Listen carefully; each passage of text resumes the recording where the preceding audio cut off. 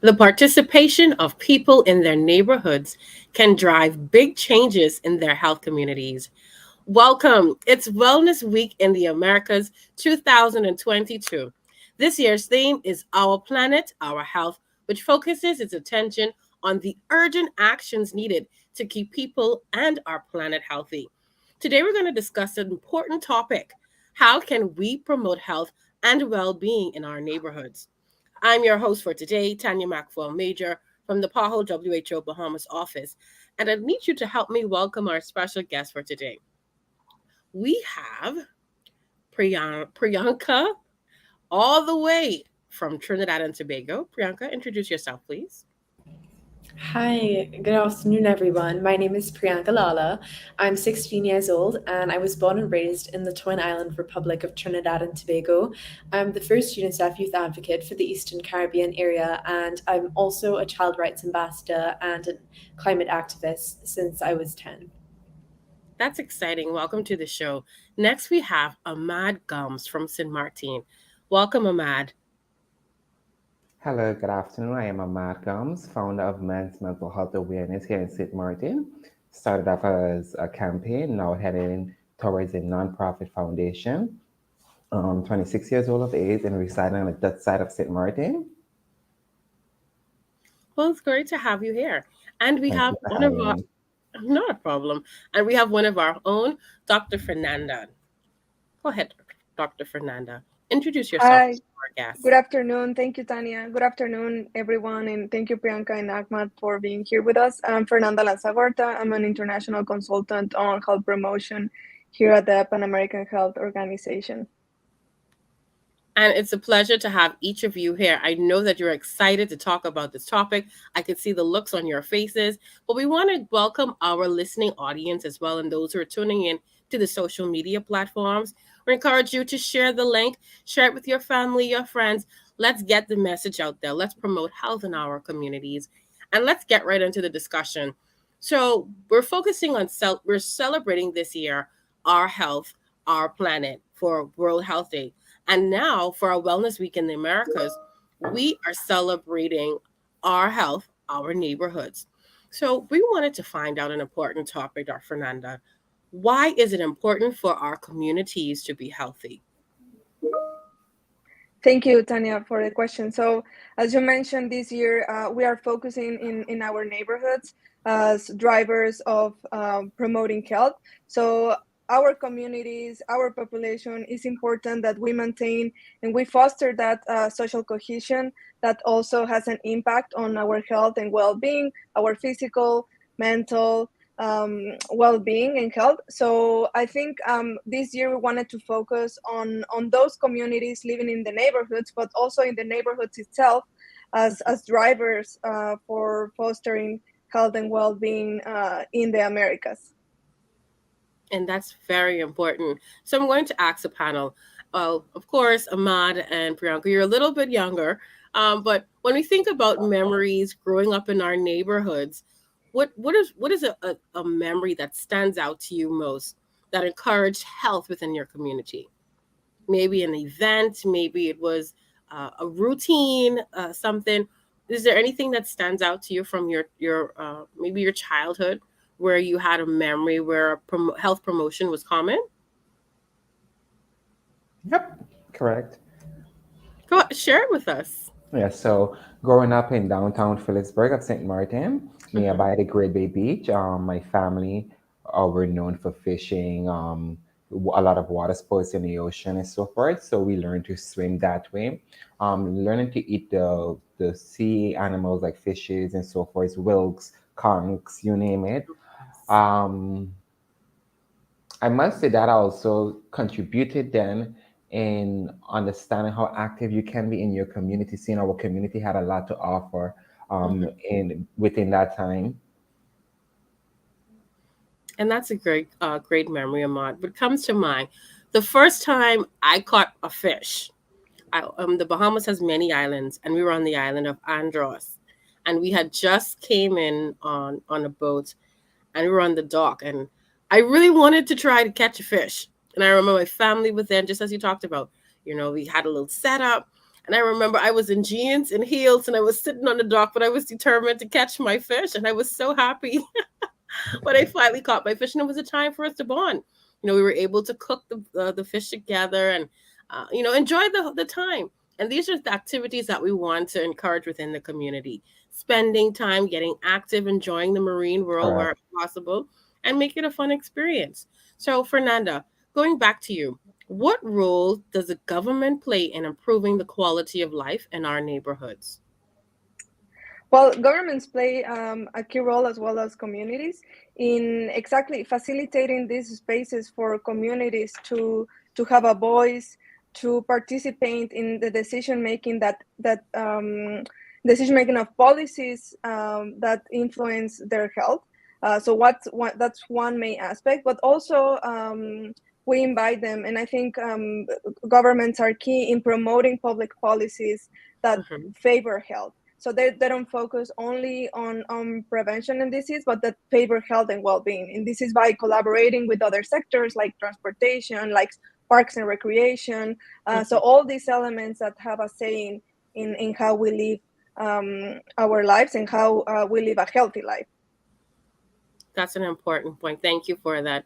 Now, Priyanka, you had an initiative, Eat Green, Live Blue. Tell us, based on your campaign, share an experience that you highlight health promotion or wellness promotion in your neighborhood. Yeah, absolutely. Well, during COVID, I came up with this initiative called Eat Green, Live Blue, and it's about not reinventing the wheel, but already taking the solutions that we have and putting it into real action. So with Eat Green, Live Blue, it's works in cohesively with my initiative Zero Waste Living. And Eat Green, Live Blue is a campaign striving to create healthier, more sustainable lives for young people and children in the Caribbean.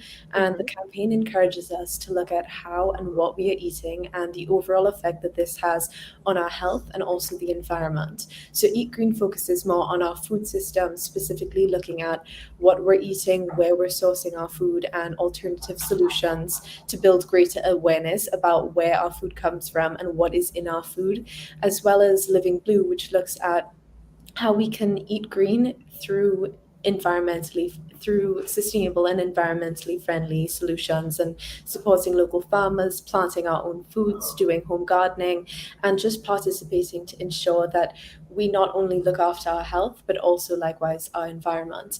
And I was also really inspired because I grew up in a community where we lived really close to farmers and a huge agriculture sector. Trinidad has a huge agriculture sector where we have access to so many local fruits and vegetables and local agriculture that is so important for our nutrition.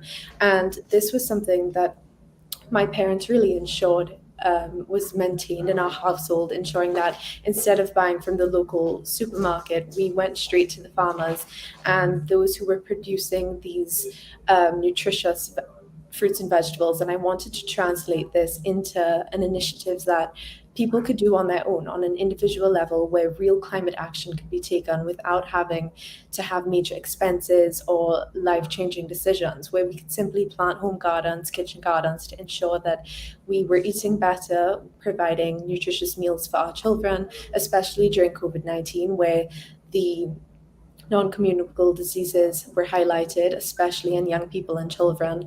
This Hmm. rise of obesity and diabetes, it was such an important time to look at what we were eating and, more importantly, where we were sourcing our food. So Eat Green Live Blue was really inspired from this, and it inspires young people in our region to take action and plant their own food and get their families and their communities involved. I think that that's an excellent initiative that you have, Priyanka, and you should be commended for that. Particularly when we think about children, what are some of the ways that you get children involved with your initiative? I've done a lot of social media campaigns, especially with COVID-19 the past 2 years. I've done a lot of my advocacy on social media, ensuring that I included my club in school. I have a club called Stronger Together with about 35 members, and we participated in this initiative. And I had each one of my members plant a home garden, a kitchen garden, where they planted their favorite herbs, vegetables, fruits, and made it into everyday meals where they shared it with their families. And it was just a demonstration of how anyone can participate in this initiative. It's inexpensive, it's accessible, and it's a great way to get active and ensure at the same time that you're eating well and that you are ensuring that you are not producing plastic waste and you Mhm. are being more sustainable with your everyday habits. And this is really with the goal of moving towards a circular economy and just that idea of zero waste living altogether. So Right. I try to include young people and children in this initiative, especially because it's so important to start from young and start from the grassroots levels, ensure that those who are most affected have the solutions, are part of knowing what they can do, and that they have this information. So I've actually recently created a book with my little sister. It's called Svara's Ocean Adventures, and one of the solutions highlighted in it is zero waste living. So we're planning to actually do a series where we'll talk about Eat Green Live Blue and just how we can engage young people and children, especially starting from such a young age, where we can shape their minds and how they think and how they can influence their families to be more sustainable. That is excellent. And again, congratulations on your initiatives. I love the Thank point that you talk about focusing on the persons that are at the grassroots levels, showing persons that eating healthy does not have to be expensive. There are ways that we can stay healthy, stay active, and show in the long run, still show care for our community. The world is you. all we have. So congratulations on that. Now, Ahmed, your program is quite interesting as well. We're focusing on mental health, and particular attention is placed on men. Oftentimes, men don't discuss their mental health issues. So, tell us a little bit about that part of your program. So, men's mental health awareness is an awareness campaign that started off back in 2021 Hmm. after experiencing COVID and seeing a lot of traumas that my male friends then were faced with, seeing them losing jobs and etc. Toxic masculinity then played a big role in our community as well, Hmm. projecting that type of bad behavior onto our younger ones, domestic violence relationships within our peers, and so forth. I saw it vital that men know it's safe once facing trauma or any kind of mental challenge that is okay to speak out. Though I focus more primarily on a men's perspective, I share information as an advocate for each and any person facing any type of mental illnesses. Okay. I was lucky enough, I was not lucky enough, but I opened a proposal with the Mental Health Foundation of St. Martin, where Hmm. we are now partners and I am an ally for their foundation. So we promote mental challenges, mental illness, and mental health awareness on a whole. So any person needing information or so forth, we share information like tips and tricks, host events to bring about awareness, making a taboo conversation rather a comfortable conversation for persons to have. Disconnecting, having a mental challenge or illness from being crazy. And yes, And I think and of course, congratulations to you as well, because it is important that we break the stigma, that we have the hard conversations, and that we encourage persons that dealing with a mental health issue is like dealing with any other health issue. And there's correct. always resources, there are always people that can assist you. But what would you say to that person who comes to you and they're uncomfortable? How do you get them to, be more receptive of expressing themselves, so you can help them to find some sort of solution? Okay, so knowing the tips and tricks on how to work on it as a person individually, if you can alone, I have a method that I like to practice. We self reflect. So we identify what the issue is exactly.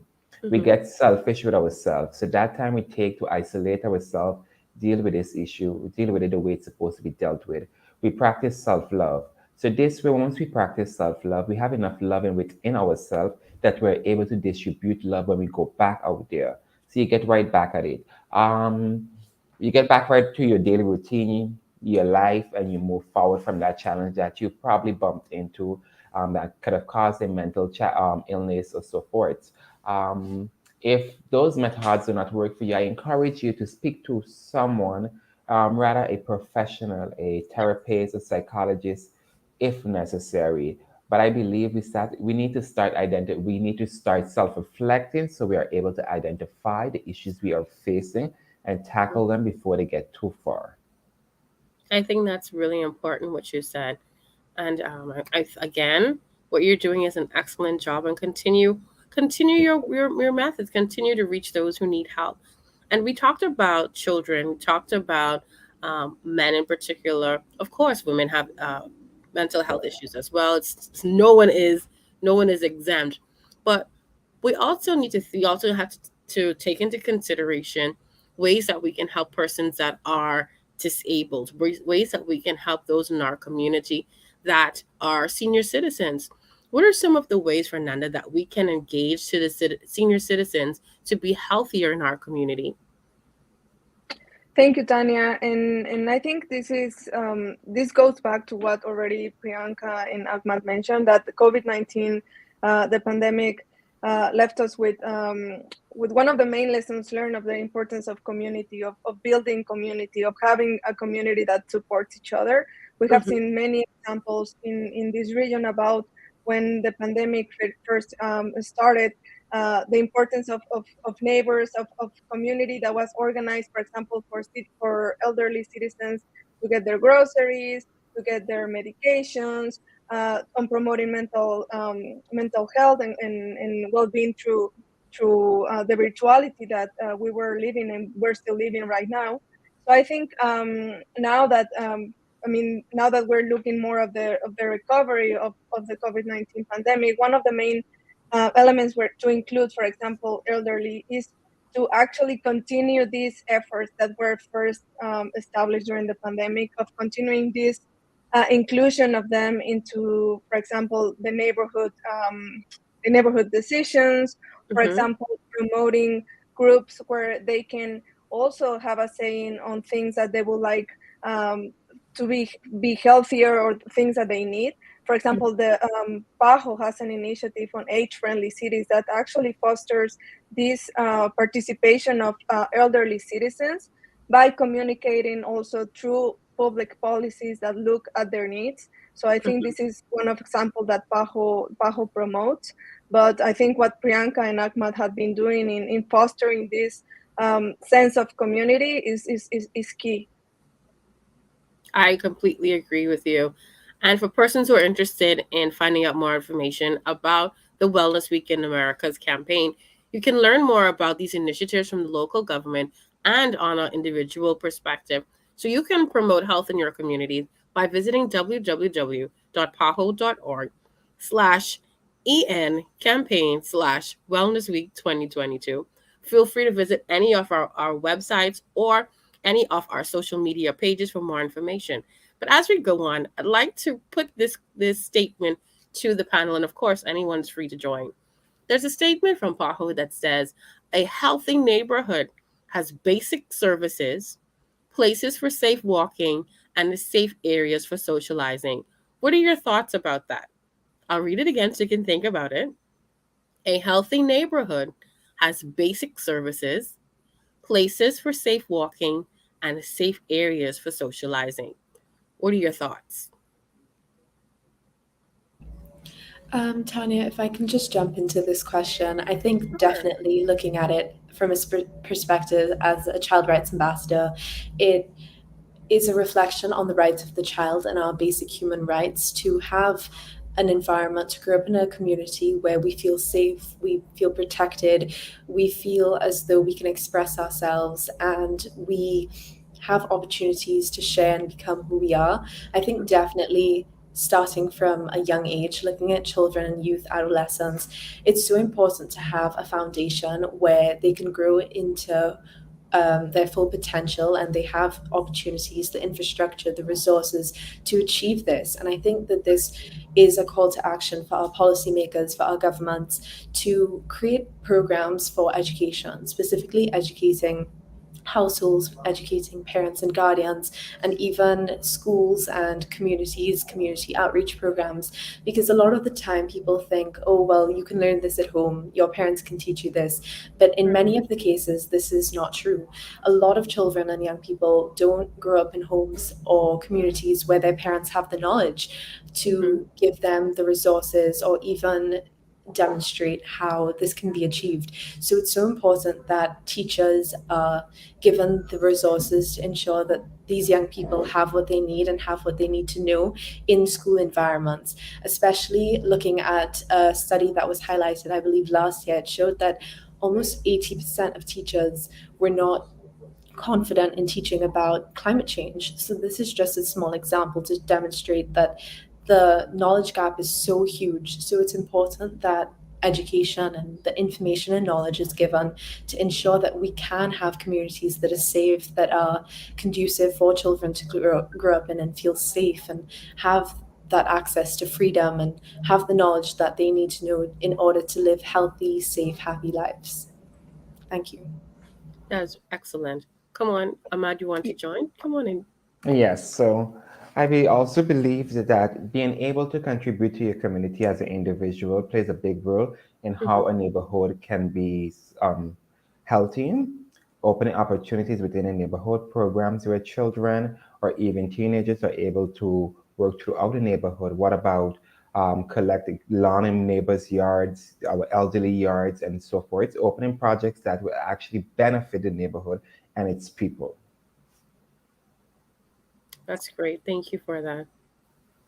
Yes, and just I mean to complement what Priyanka and Ahmad, I think this is a really important statement that give us to reflect. For example, we are always promoting that people should be eating healthy and should be doing exercise, but how are they going to do that if, for example, they live in a neighborhood that there is no safe, that they don't have a park accessible for them to walk, to run, Right. and the opposite. We have seen examples where the creation of these spaces and the promoting of a safe play, a safe neighborhood, a safe park, a place where they can organize each other, socialize, also foster those habits that they want individuals to follow. So, for example, there, especially with COVID, we have seen like different like exercise classes taking place outside, gives Mm-hmm. you a sense of community, that gives you also a sense of safety, and gives you a sense of you have someone to reach out that lives close by in case you need anything. So I think all these elements together are the ones that are actually make us live in a healthy or in a space that we can foster our well-being. And I think that you all raised very important points. What comes to mind as you spoke, uh, as Priyanka mentioned earlier, persons need to know where to find, you talked about education, persons need to know where to find the farmers market where they can buy healthy fruits and vegetables at a reasonable cost, you know. And as you mentioned as well, going to the park, persons need to know that they're comfortable, that the parks have lights. If persons get off late from work, they can still walk around the park and get their physical activity in for an hour or so. So many of the parks here on the island of New Providence, there is a section for the adults where exercise machines are for adults to use. And then, of course, there are areas where children can get their physical activity as well. So that exercise time is a time for families to bond together or to for each person to do whatever it is that they like to do. But you're staying healthy, you're encouraging persons within the community to come down to the park and have a great time together. And then you have persons who who sell the food, the vendors who have the smoothies available. So of course you can get a smoothie of some sort. And these are things that help to encourage, and as Priyanka mentioned, help to develop the community, help to develop the camaraderie within the community. And I like how Ahmad talked about mowing the lawn of an elderly person's yard who's in your community. That sense helps to show that we're looking out for each other. You may not be able to do it physically, or there may be another way that you can help others, but all of this is important to building the trust within the community so persons Right. will feel safer. And of course, as Ahmad also mentioned, finding the resources for mental health. If it is that persons are in areas where they have no access to mental health, they would not understand the need of it and how it can actually improve their lifestyles. But as we get ready to conclude today's session, I want to go back to you, Fernanda. What is important? What is the most, or what are some of these important approaches when we're thinking beyond the health services? We started to talk about it a little bit by touching health and all policies, and as we highlighted a few of the areas, but tell us a little bit more. So I think this is a great question now that we have listening from Priyanka and Ahmad, and we have been having this conversation that health, we need to address health beyond a disease and beyond just investing in health services. We need to look at it as a social construct that gets influenced by everything around us, the neighborhood we live, where we Right, play, where we eat, what we eat. Um, and the conditions that allowed us to do that is not the same as you were mentioning, Tanya. For example, I live in a city where there are neighborhoods that can be really safe, that can be have all the conditions, but that other neighborhoods that doesn't have that. So right.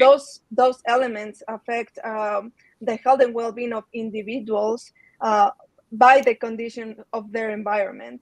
Mm-hmm. So that's why it's key if we want to achieve health for all to invest in those initiatives to foster collaboration among different sectors that go beyond health. We mentioned a few here, like environment, food, the food sector, security sector, Mm-hmm. finance. So there are Mm-hmm. different sectors that contribute and influence our health, and it's up to us to make that collaboration happen in favor of health. Thank you for that. And as we begin to wrap up, I'd like for each of you to put a challenge out there, a call to action to encourage persons to be health promoters within their communities. So we'll start with you, Fernanda. Okay, so I invite everyone to be a health promoter in their neighborhood, to have and to foster this sense of community with your family, but also with the neighbor beside your door. Also to participate in decision making processes within your community and within your government. I also invite governments to invest more in public policies that favor health and well-being, Mhm. and to collaborate sector between all sectors for the well-being of the population. Thank you, Fernanda. Ahmed? Like I said, September is the month of Suicide Prevention Month. I Hmm. would like for the community then to go ahead, remind persons they are beautiful, they are loved, they are handsome, they are valid, they are able, and they are capable. Though we may see some persons who wear it mask or smiling that are facing mental challenges, you may never know what just two simple words or good morning, beautiful, good morning, handsome may do to someone. So spread love, be love, and let life live. Thank you for that, Ahmed. And Priyanka? Thank you. My call to action would be for the policymakers and leaders in my country and in the wider Caribbean as well. Make it more accessible, safer, and easy for our young people and children to have safe spaces. Provide the infrastructure, the resources, and ensure that we can grow up in communities where we feel safe to go to the parks and participate in activities and get out there and be active, as well as to encourage young people to participate in Eat Green, Live Blue. It's an initiative that doesn't look at reinventing the wheel, but instead Hmm. looks at taking what we already have and ensuring that we can eat healthier and therefore have a healthier environment and live more sustainably. Thank you. Thank you. And again, thank you to our panel. It's been a truly informative session, and we appreciate you all being here. And of course, to you, our audience, we thank you for being here with us, and we ask that you share the information. You heard the challenges, you heard the call to action. You can make a difference in your community. Remember, be part of your community. Get involved to help your neighborhood and promote health and wellness. Thank you, and see you on our next Facebook Live.